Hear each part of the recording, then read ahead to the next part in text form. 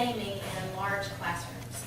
So when I first heard about active learning strategies and flipping the classroom, I freaked out a little bit because we usually have a class size of 80 and in a fixed class. And so I really couldn't rationalize how I could do that and actually make it work. So I finally figured out something that worked, and I didn't have to completely throw out everything that I had done for years that worked well, but I could integrate a new idea.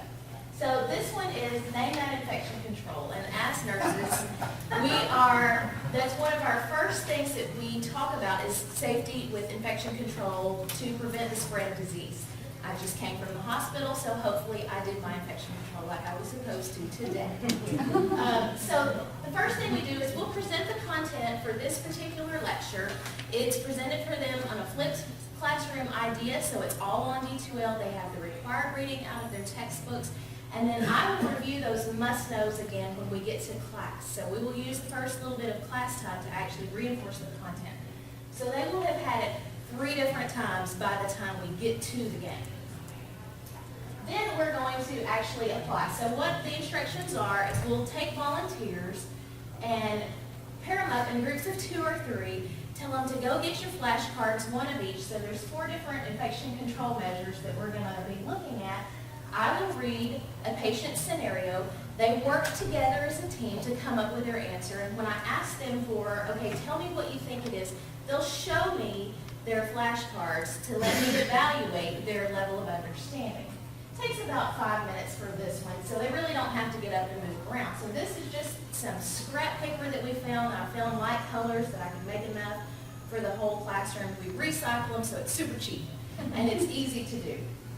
And then they can show me throughout the time and the scenario, so I can do a quick glance and see where we're struggling and then what content I need to reinforce. But then to get to making it a little more interactive, so this is a scenario that we would do with the flashcards, or we could do it when we do the interactive part.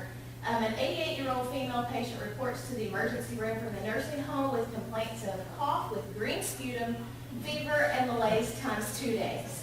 The triage nurse should implement which infections control or which intervention to foster infection control.